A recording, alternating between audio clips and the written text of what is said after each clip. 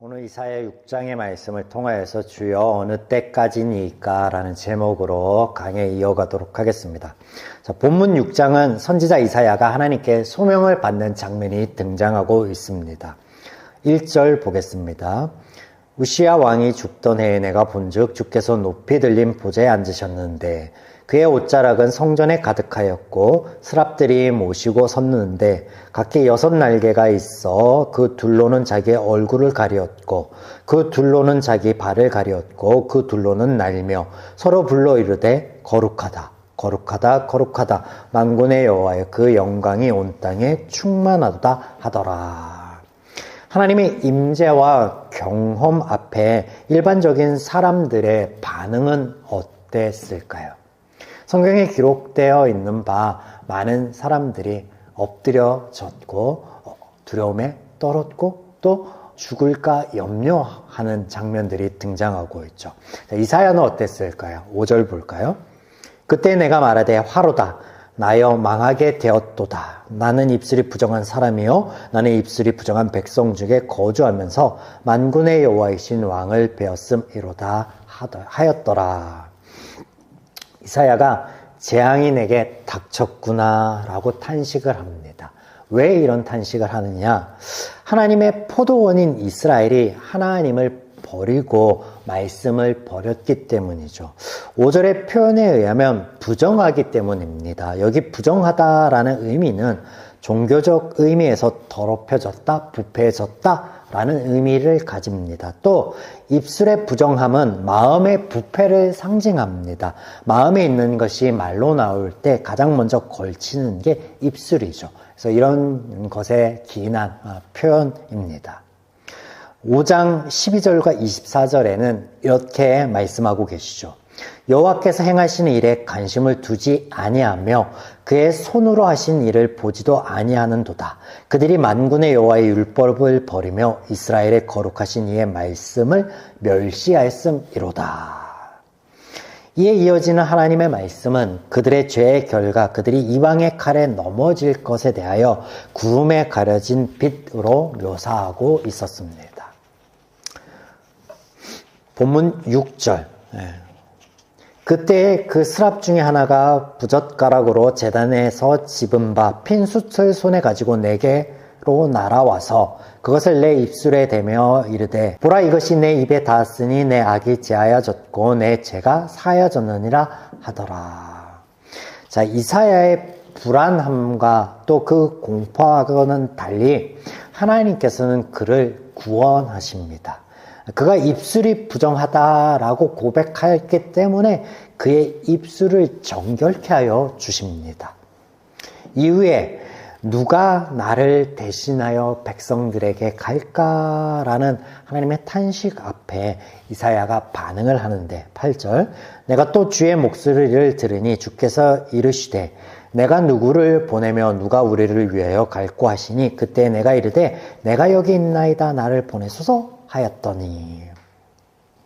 자, 이런 이사야의 반응은 대단한 결단이나 투철한 사명감을 표현하고 있는 것이 전혀 아닙니다. 그가 이해한 하나님 앞에 자신이 서게 될 때 그때 그가 화가 자신에게 미쳤다라고 자포자기한 상태에 이르렀는데 사실 여기 화로다라는 표현은 5장의 표현과 비슷한 것으로 비탄한 마음에서 나오는 감탄사이며 실컷 울다라는 어원을 갖습니다. 그저 우는 것 말고는 탄식하는 것 말고는 할 수 없는데 그런데 그 예상과는 달리 하나님께서 그를 정결케 하여 주시고 내 죄가 사하여졌다라고 선포하여 주셨기 때문에 그렇죠. 이에 대한 하나님의 탄식과 같은 부름에 제가 가겠습니다 라는 그런 반응은 자연스러운 반응이다라는 거예요. 여러분 한 번쯤 어렸을 때 이런 경험이 있었을 것입니다. 어머님이 참 아끼는 화분이 있는데 자리를 비운 그 사이에 놀고 장난을 치다 그걸 깨트렸어요.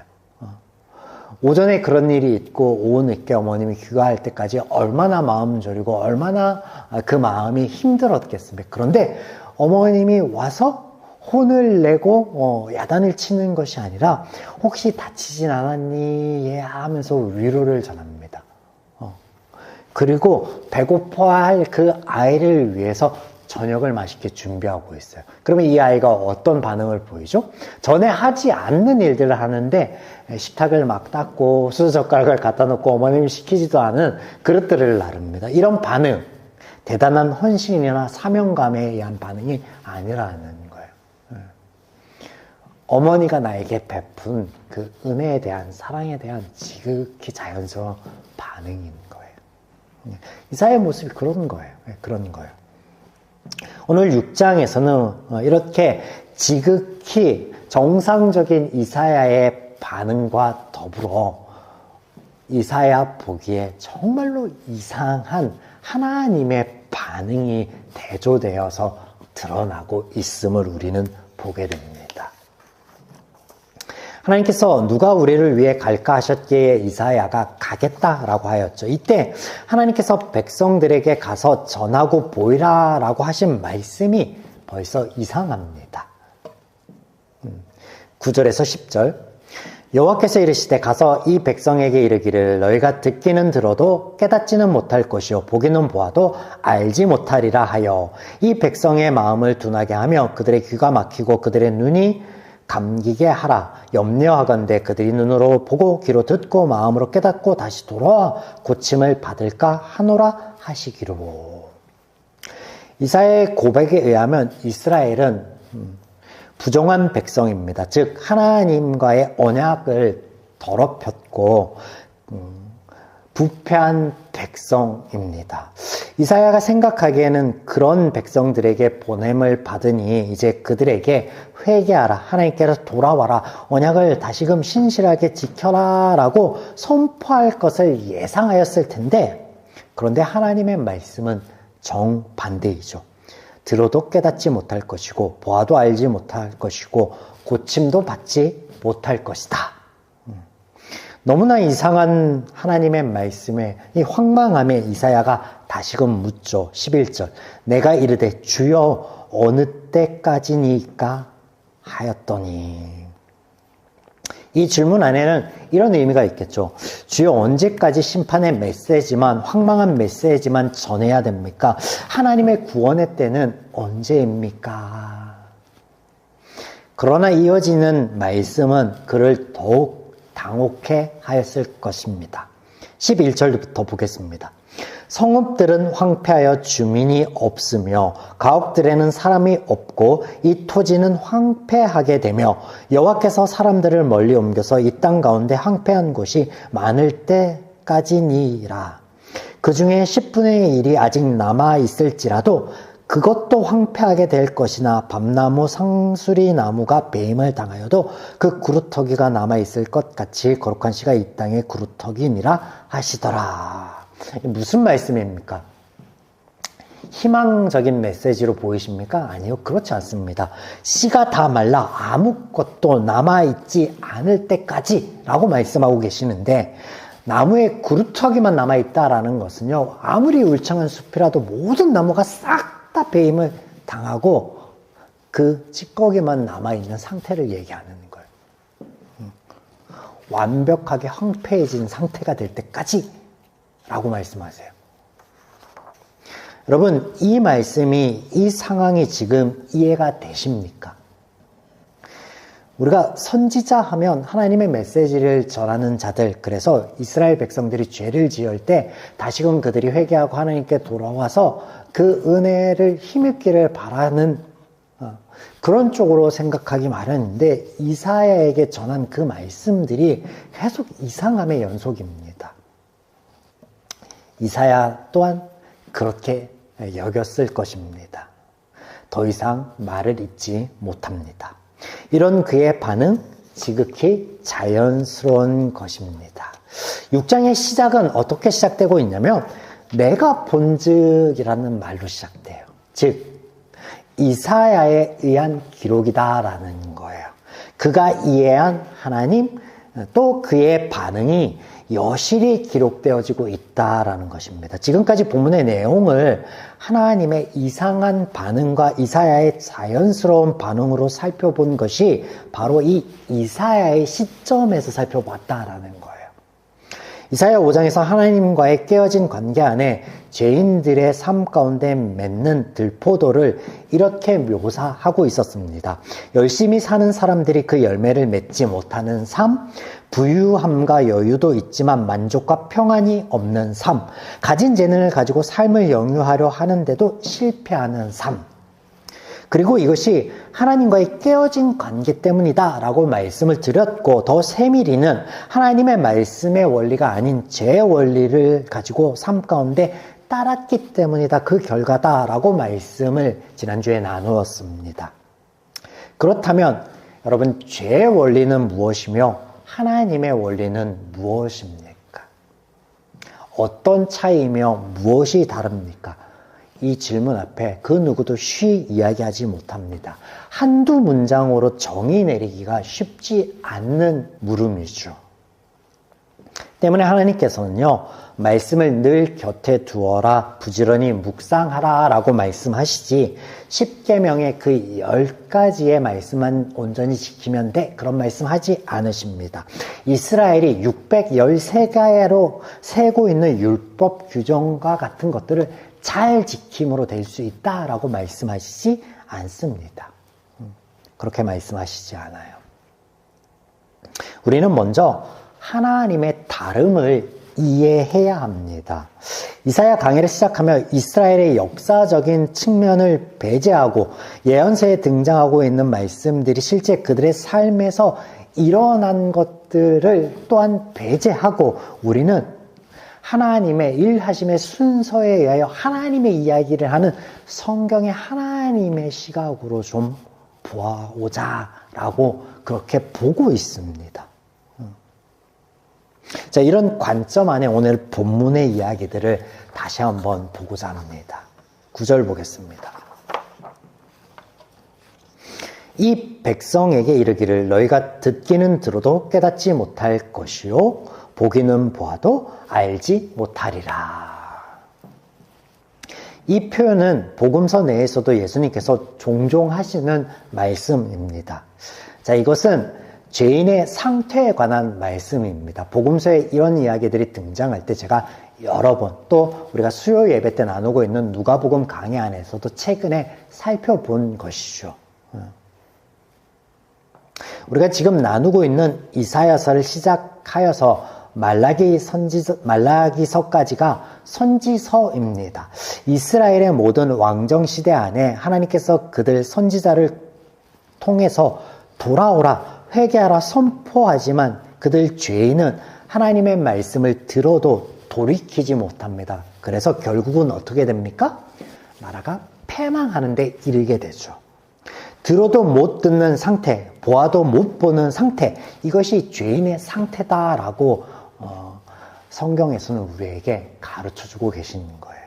그런 그들을 하나님께서 굳이 눈을 가리고 귀를 막아서 그들이 보아도 보지 못하고 들어도 듣지 못하도록 하실 필요가 없다라는 거예요. 그런 의미에서 말씀하시는 게 아니다라는 거예요. 왜냐하면 죄인들은 이미 눈뜬 장님이기 때문에 그렇습니다. 그래서 죄인의 상태에 대한 말씀이다라는 거예요. 그런데 왜 그들 상태를 마치 하나님께서 만들어 놓으신 것처럼 표현하고 있느냐? 자, 지금 하나님의 임재를 경험하고 그 앞에 서 있는 이사야가 내가 본즉, 즉 이사야의 시각 안에서 그려지고 있다라는 걸, 이것을 여러 번 말씀드렸는데 뭐냐면 죄인의 시각 안에서 본 하나님에 대해서 기록하고 있기 때문에 하나님은 그렇지 않은데 마치 그런 것처럼 기록하고 있는 거예요. 그런데 하나님께서 그런 그의 기록을 그대로 성경 안에 기록하게 하십니다. 왜냐하면 그런 모남과 그런 부족함이 하나님에 대하여 증거하고 전하는 성경 안에 하나님의 선용하심과 또 하나님의 그 역사하심의 종국에는 이해가 될 것이기 때문에 그렇게 기록하게 하는 거죠. 또 다른 이유는 하나님께서 온전한 인간됨, 하나님이 우리를 피조물 삼지 않으시고 인격체로서 인정하시는 그 오직 한 가지 근거가 뭐냐면 자유를 끝까지 지켜주시는 것. 그래서 이 기록이 하나님이 전하시는 대로 적어라 하시는 대로가 아니라 그가 하나님을 만나고 그가 경험한 그 하나님 그리고 들었던 그 음성을 기록하는 거예요. 자의를 가지고. 우리는 이것을 이해해야 됩니다. 그래서 구약 성경만 가지고 우리가 하나님을 이해해 보려 하면 편협해질 수 있고 그리고 뭘 이해할 수 있죠. 그래서 우리가 성경 전체 안에서 하나님이 전하여 주시는 그 시각을 가지고 하나님을 보아야 되는 거죠. 하나님으로부터 등을 쥐고 말씀에서 벗어난 삶을 살아가는 이들에게 하나님께서는 안타깝다 탄식을 하나 그러나 죄인의 시각에서는 뭐라고 받아들여요? 화로다라고 받아들여요. 마치 하나님의 벌이 있는 것처럼 마치 하나님의 심판이 있는 것처럼 이 차이를 그대로 성경이 기록하게 하신다라는 거예요. 기록하게 하신다라는 거예요. 이것이 또한 은혜임을 우리는 이해하여야만 합니다. 하나님께서는 더 큰 그림, 더 큰 뜻을 가지고 당신의 역사를 이어가시기 때문에 그렇죠. 이사야가 묻습니다. 어느 때까지 못 보고 어느 때까지 못 들어야 됩니까? 하나님께서는 완전히 소멸될 때 남아있는 그것조차 황폐하게 될 때까지다 라고 말씀하십니다. 사람들의 생각에 패망과 소멸은 끝이다 라고 말을 하나 하나님께서는 거기서부터 시작될 것임을 말씀하고 있습니다. 이것이 하나님의 때이며 때가 참에라고 시작되는 신약 성경의 첫 대목의 표현이기도 합니다. 10절 보겠습니다. 그들이 눈으로 보고 귀로 듣고 마음으로 깨닫고 다시 돌아와 고침을 받을까 하노라. 우리는 이 말씀을 잘 눈여겨볼 필요가 있습니다. 하나님께서 죄인들이 구원받고 돌아오시기를 바라시지 않기 때문에 이런 말씀을 하시는 게 아님을 알아야 하겠죠. 지금 이사야가 보고 듣고 느낄 점들, 즉 죄적 한계 아래 그동안 그들이 하나님의 말씀을 듣고 왜곡을 참 많이도 하였습니다. 그런 왜곡의 역사를 뿌리채 뽑아주실 것을 말씀하시는 거예요.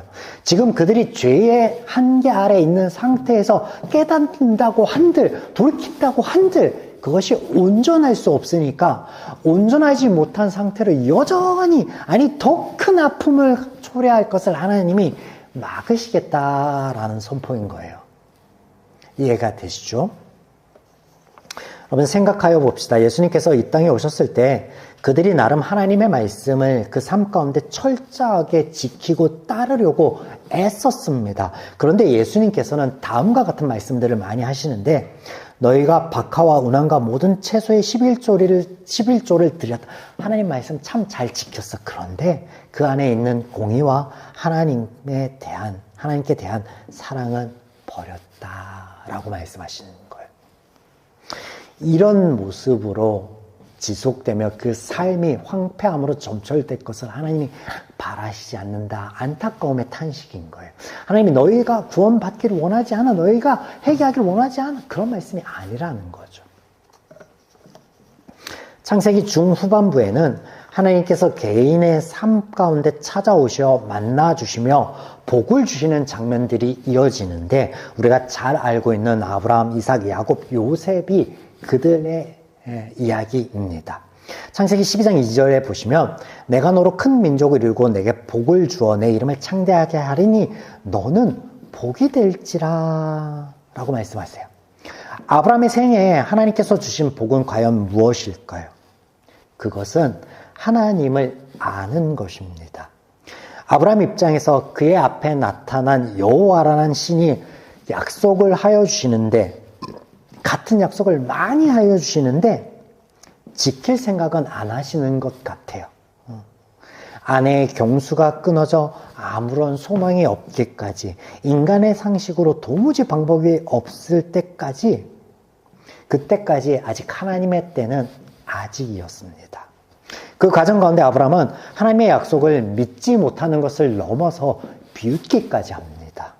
그런데 하나님의 때에 하나님께서 그 약속을 신실하게 지키시는데, 그리고 그들 아브라함과 사라의 비웃음을 받고 환희와 기쁨이 되게 하는데 그 이름이 이삭의 의미이죠.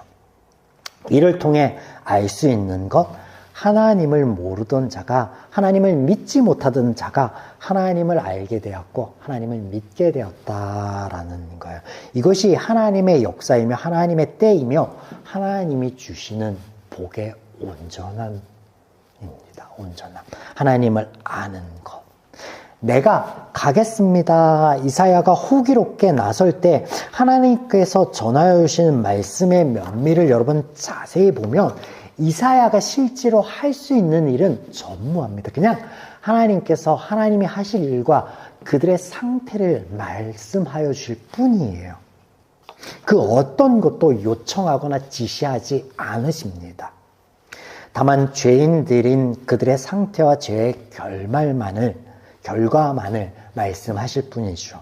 하나님의 일은 하나님께서 하시며 그 가운데 우리는 모든 부분, 심지어 우리의 몰희애나 모남 등도 하나님이 전부 품으시는 거예요. 종국에는 그 모든 것이 은혜였으며 우리의 삶 가운데 우리의 죄의 결과를 맞이한 것조차도 하나님께서 우리를 인격적으로 대하신 결과이며 온전한 자유를 해치지 않으신 결과라는 것을 깨닫게 될 것이기 때문이죠. 그런 그 아픔, 황망함이 끝이 아니다라는 것. 하나님께서 회복을 약속하여 주시며 구원을 선포하십니다. 이사야, 하나님은 구원이시다. 죄인들의 삶이 황폐함임을 말씀하시며 구원을 선포하신 하나님, 하나님이 우리를 기뻐하시며 사랑하신다라고 선포하셨으며, 그런데 하나님의 때가 이르기 전에 우리는 오늘 본문의 말씀처럼 하나님의 은혜가 보이지 않을 것이고 그저 하나님의 책망하심과 심판하심만을 보게 되겠죠. 사랑하는 여러분, 그러나 우리는 이 모든 과정을 이미 성경 안에서 보았고 그 하나님의 역사하심의 결과로 이 자리에 있습니다. 그 결과를 맞이한 세대들입니다. 하나님의 약속하신 성령님께서 말씀 안에 또 우리 삶 가운데 하나님의 역사하심이 무엇인지 분별하게 하며 묵도하고 누리게 하며 또 오늘과 같은 말씀 안에서 은혜가 은혜처럼 보이지 않는 것이 그 이유가 무엇인지도 깨달아 알게 하실 것입니다. 다만 우리의 신앙의 여정 가운데 우리는 얼마든지 부족하여 흔들릴 수도 있고 넘어질 수도 있고 또 이사야처럼 아직 우리에게 남아있는 그 죄의 관습이, 그 죄의 몰리애가 하나님을 온전히 바라보지 못하고 내 삶을 이해하지 못하게 나를 흔들어 놓을 수도 있을 것입니다. 그러나 그 모든 것을 품으시고 역사하여 주실 그 하나님만은 잊지 맙시다. 그러면 종국에는 그 은혜들을 우리가 누리게 될 것이고, 그 아픔조차도 하나님께서 손용하여 주셨거나 이것 또한 나에게 아버지 은혜였습니다 라고 고백하게 될 것입니다. 이런 고백의 삶이 이어지는 우리의 한 주의 발걸음이기를 주님의 이름으로 축원드립니다.